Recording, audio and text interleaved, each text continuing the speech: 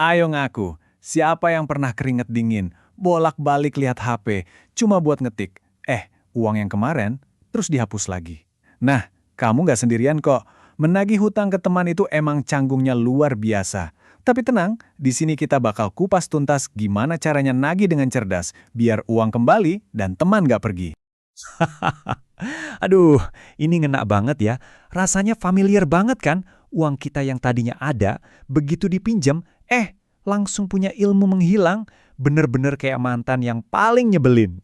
Tapi pertanyaannya, kenapa sih nagih ke teman sendiri itu rasanya kayak mau maju perang? Jantung langsung berdebar kencang. Padahal kan itu hak kita. Ternyata ini bukan sekedar soal uang loh. Ada alasan psikologis yang kuat banget di baliknya. Yuk kita cari tahu bareng. Oke, kita masuk bagian pertama, hutang dan rasa nggak enak. Kita bakal bedah nih, kenapa sih perasaan canggung ini muncul, dan kenapa nagih utang ke teman itu rasanya beda banget sama nagih ke orang lain.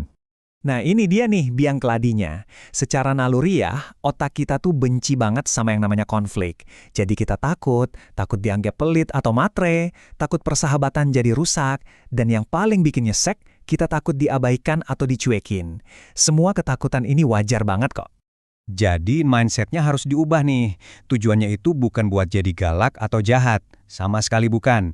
Kuncinya adalah jadi cerdas. Cerdas dalam berkomunikasi, bukan cuma ngandelin emosi. Lanjut ke bagian 2. Sebelum kita belajar jurus yang ampuh, kita intip dulu cara-cara yang dijamin gagal total. Anggap aja ini daftar jangan pernah lakukan ini kalau nggak mau pertemanan kamu jadi canggung selamanya. Hayo, siapa yang pernah kepikiran atau bahkan ngelakuin ini? Nyindir di status medsos. Yang ada temenmu malah pasang mode pertahanan dan kamu cuma capek hati doang. Nagih di depan umum. Wah, itu si resep jitu bikin malu bareng-bareng. Apalagi langsung ngamuk di chat, udah deh alamat hubungan jadi aneh permanen. Ini semua resep bencana. Ini nih, psikologi dasarnya. Kalau seseorang merasa diserang, otaknya itu secara otomatis langsung masuk mode bertahan. Bukannya mikirin cara bayar, mereka malah bakal cari-cari alasan atau, lebih parahnya, malah nyerang balik. Jadi strategi nyerang itu udah pasti kalah dari awal. Oke, cukup bahas yang salah-salahnya. Sekarang kita masuk ke dagingnya.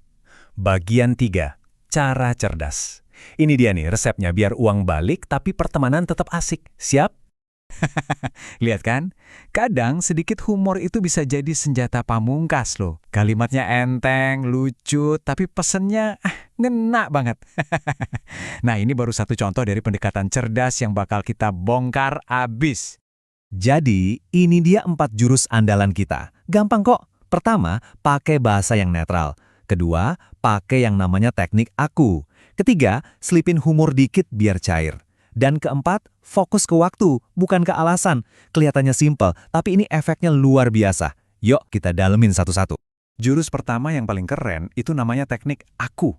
Simpelnya gini, alih-alih ngomong, kamu belum bayar utang, kita ganti jadi, aku lagi butuh banget nih uang yang kemarin. Tuh kan, kerasa bedanya? Nadanya langsung berubah dari nuduh jadi curhat. Fokusnya ke kebutuhan kita, bukan nyalahin dia. Coba deh rasain bedanya. Kalimat kamu belum bayar utang itu kayak nunjuk muka orang, otomatis bikin defensif. Tapi kalimat aku lagi butuh uangku yang kemarin itu lebih manusiawi, gak nyerang. Yang satu bikin orang pasang tameng, yang satunya lagi malah bisa bikin orang jadi lebih empati.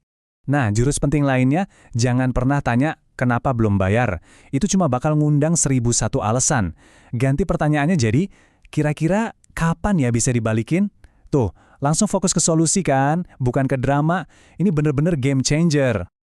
Oke, kita udah punya senjatanya. Tapi, gimana kalau kita ketemu final boss-nya? Tahu kan, teman yang udah jago banget ngeles, pura-pura amnesia, bahkan ngilang dari peredaran. Tenang, jangan panik. Buat level ini pun ada strateginya. Kuncinya adalah naikin level secara perlahan dan terkendali. Pertama, ya ingetin lagi baik-baik. Masih dicuekin? Oke, kita naikin sedikit level ketegasannya. Tapi ingat, harus tetap kalem, jangan pakai emosi. Nah, yang terpenting dari semuanya, kamu harus punya batasan. Kesehatan mental kamu itu nomor 1, jangan lupa. Contohnya kayak gini nih, dengerin ya. Bro, aku benar-benar perlu uang itu balik minggu ini nih. Tolong banget ya bantuannya. Perhatiin deh, kalimatnya tegas, ada deadline-nya minggu ini, tapi tetap sopan, ada tolong banget ya. Nggak ada drama, cuma ngomong to the point dan jelas. Dan sebenarnya ini intinya teman-teman. Pada akhirnya ini tuh bukan cuma soal duit. Ini soal tanggung jawab, soal respek.